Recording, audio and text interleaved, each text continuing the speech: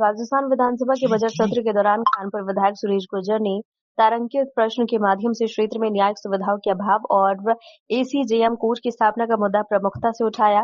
सदन में चर्चा के दौरान उस वक्त रोचक स्थिति बन गई जब मंत्री के जवाबों में स्पष्टता की कमी दिखी और विपक्ष ने सरकार को आड़े हाथों लिया। 9 साल से लंबित प्रस्ताव पर सरकार की चुप्पी है।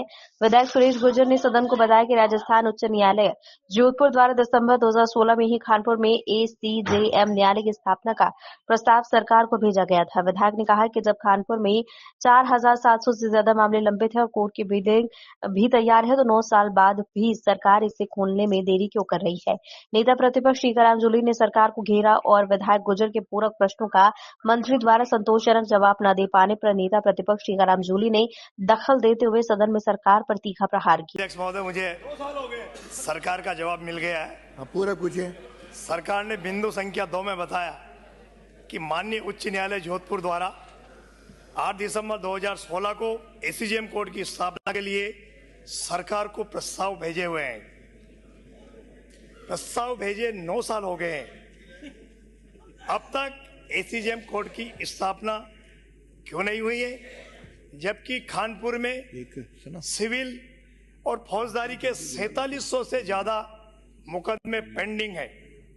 कोर्ट की बिल्डिंग भी तैयार है।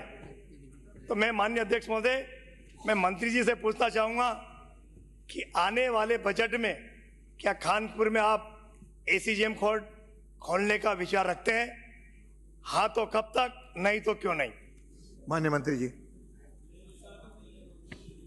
माननीय अध्यक्ष महोदय, माननीय सदस्य ने प्रश्न के खंड 2 में जानना चाहे कि 8/12/2014 को राज्य सरकार ने माननीय राजस्थान उच्च न्यायालय को कोर्ट खोलने का प्रस्ताव भेजा था। इसकी सहमति माननीय राजस्थान उच्च न्यायालय से प्राप्त होने पर ही कोर्ट खोला जा सकता है।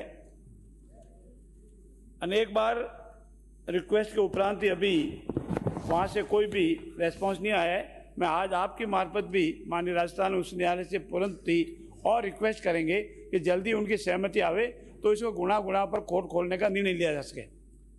माननीय सदस्य, मेरा दूसरा पूरक प्रश्न है, पिछले 2 वर्षों से जो एसीजेएम कोर्ट की स्थापना की गई है, इसके लिए माननीय उच्च न्यायालय ने सरकार को कब प्रस्ताव भेजे और वर्तमान में ऐसे कितने प्रस्ताव विचाराधीन है जो माननीय उच्च न्यायालय ने सरकार को भेजे गए हैं? विराजो। माननीय मंत्री जी। माननीय अध्यक्ष महोदय, माननीय सदस्य ने जानना चाहा है कि समय समय पर कितने प्रस्ताव भेजे। ये सतत प्रक्रिया है।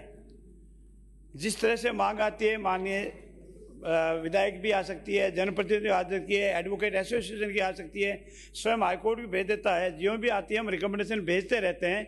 ये निश्चित संख्या कभी हो ही नहीं सकती क्योंकि सतत प्रक्रिया है और जैसे जैसे प्रस्ताव मिलते हैं उसी अनुसार कोर्ट खोलते रहते हैं। गत 2 वर्षों में, अभी जो 2 वर्ष हुए हैं, हमने डीजे आपके 5 साल में 2 खोले थे, हमने 8 खोल दिए हैं। एसीजेएम आपने 5 साल में 1 खोला था, हमने 8 खोल दिए हैं। पॉस्को कोर्ट आपने 5 साल में 5 खोले, हमने भी 5 खोल दिए हैं। आपने एसीडी कोर्ट के 1 खोले थे, हमने 7 खोल दिए हैं। उत्तर तो अब, अरे आपने पूछा तो उत्तर तो देंगे। मैं तो जानना चाहूँ मेरी विधानसभा में कानपुर में एसीजेएम कोर्ट कब खोलेंगे आप? आपकी विधानसभा में 10 साल हो गए। आपकी विधानसभा में। अगला प्रश्न है कि ललित मीणा, आपका प्रेम ज्यादा है। मैं माननीय मंत्री जी से पूछना चाहता हूं, पहली बार ऐसा मौका है कि खुद जो है रजिस्ट्रार जनरल माननीय राजस्थान उच्च न्यायालय जोधपुर ने आपसे खोलने की रिक्वेस्ट भेजी है। नहीं, हमेशा तो आप कहते हैं कि हमने प्रस्ताव बना रहे हैं, केस कम है, केस ज्यादा है, नियम नहीं है। यहाँ तो सारी चीजें हैं। और आप जो यहाँ बता रहे हो कि हमने डीजे इतने खोल दिए, वो हमने नए जिले खोले तो जिला लेवल पे खोलने थे, वो खोले आपने। एक भी 2.25 साल में आपके कोई क्वेश्चन लगाओ और आपने घोषणा की हो तो आप बता दो भाई, आपके संसदीय मंत्री सक्षम है।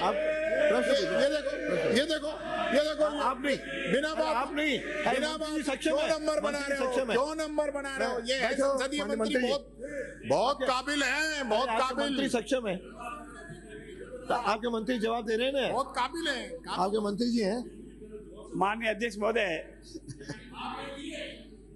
माननीय प्रतिपक्ष के नेता ने कहा है कि हमने 9 जिले खोले थे। बैठे बैठे रोहित बाबू, नो, आपका प्रश्न है जरूर पूछना। नाराज मत हुआ करो।